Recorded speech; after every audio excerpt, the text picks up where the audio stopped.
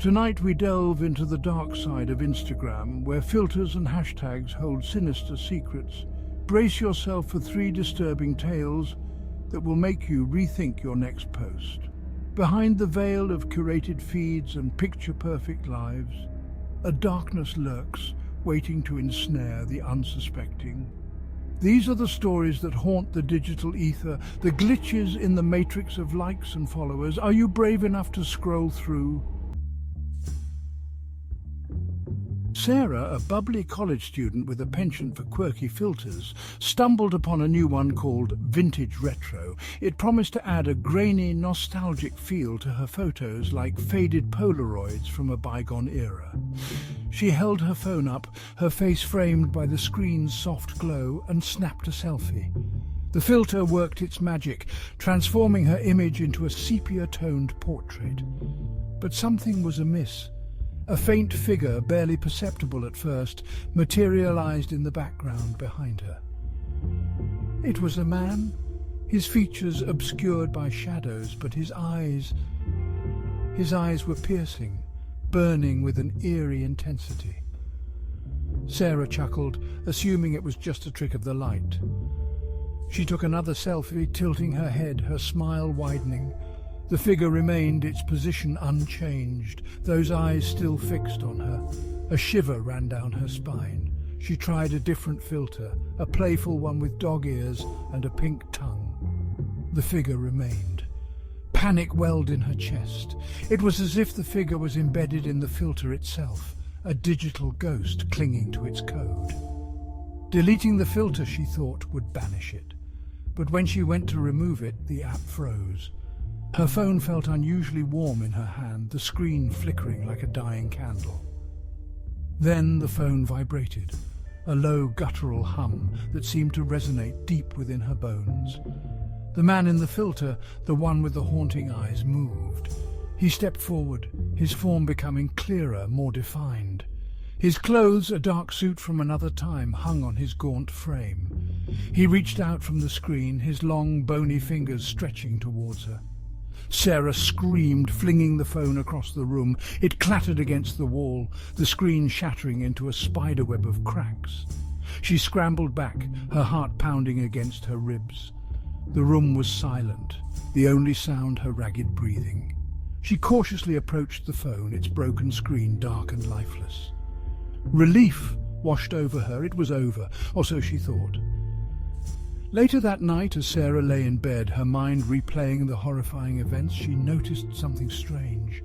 On the wall opposite her bed, where her phone had struck, a faint, sepia-toned stain began to spread. It was the shape of a man, tall and gaunt, wearing a dark suit, and within the stain 2 eyes burned bright, fixed on her with an unwavering gaze. Sarah's screams went unanswered, lost in the digital void, where the line between reality and the virtual world had blurred, leaving her trapped in a nightmare of her own creation. Her last Instagram post, the one with the haunted filter, remained, a chilling reminder that some things once seen cannot be unseen. Emily, an aspiring photographer with a modest but growing following, noticed an unsettling trend in her comments. At first, they were harmless, generic compliments like beautiful or great shot, but then they took a darker turn. "I love the way the light hits your hair in this one," a comment read.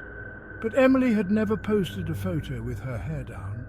She always wore it in a ponytail or a bun. "You were laughing in the park today. The sound was music to my ears," another comment stated. But Emily hadn't been to the park that day, nor had she been laughing. She dismissed them as trolls, faceless entities hiding behind anonymous profiles. But the comments persisted, each one more specific, more invasive than the last. They knew her routines, her favorite coffee shop, the route she took to work. Fear gnawed at her. She checked her follower list, scrolling through hundreds of usernames, searching for anything suspicious. And then she saw it. An account with no profile picture, no posts, its username a jumble of random letters and numbers. It sent chills down her spine. This account, she realized, was the source of the unsettling comments. She blocked the account, her heart pounding in her chest. But the next day a new comment appeared on her latest post. "Blocking me won't stop me from watching you," it read. Emily's blood ran cold. This wasn't just a digital ghost, this was a real person, someone who was watching her, tracking her every move. Panic set in. She changed her routines, her routes, her online habits. But the stalker always seemed to be one step ahead, their presence lurking in the shadows of her digital life. The comments became more menacing, threatening. Emily felt a constant sense of dread, the feeling of being hunted, both online and in the real world. One evening, as Emily was leaving work, she noticed a figure standing across the street, shrouded in the dim glow of a streetlight. The figure raised their hand, a slow, deliberate wave. Emily froze, her breath catching in her throat. Although she couldn't make out the figure's face, she knew with a chilling certainty that it was him, the stalker from the shadows of Instagram. She ran, her heart pounding against her ribs, the echo of her own footsteps mingling with the pounding in her ears.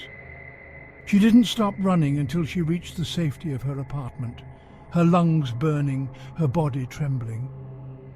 The stalker's account remained a constant reminder that her digital life had become a prison, her fear a captive audience to his twisted game. Emily's once vibrant Instagram feed, filled with laughter and light, now stood as a testament to the darkness that lurks beneath the surface, a chilling reminder that the digital world can bleed into the real one with terrifying consequences. Chapter 3. The Cursed Hashtag. Alex, a tech-savvy teenager, stumbled upon a hashtag that sent shivers down his spine. Midnight Mirror Challenge. The rules were simple. Stand in front of a mirror at midnight, take a selfie using the hashtag, and wait for a response. Some users claimed the hashtag summoned a digital entity, a being trapped within the internet. Others dismissed it as an elaborate hoax. Alex, ever the skeptic, scoffed at the warnings. He decided to try it, his curiosity outweighing any doubts. At midnight he stood in his darkened bathroom, the only light from his phone screen. He held the phone up, his reflection staring back, and snapped the selfie. He waited, finger hovering over the post button. A mix of excitement and trepidation washed over him. He took a deep breath and pressed post. The room was silent. The only sound, the faint hum of his phone. Nothing happened. Alex chuckled, shaking his head at his own foolishness. At that moment, his phone screen flickered, the image of his reflection distorting. He blinked, confused. The distortion cleared and his reflection returned to normal, or so he thought. His reflection's eyes, usually warm brown, now flickered with an unnatural cold blue. Alex's breath hitched. The reflection's lips curled into a sinister grin. Panic seized him. The reflection's hand reached out from the mirror, its fingers stretching toward him. He fled the bathroom, his phone clattering to the floor. He slammed his bedroom door shut, his chest heaving. Sleep eluded him that night, haunted by the image of the cursed hashtag.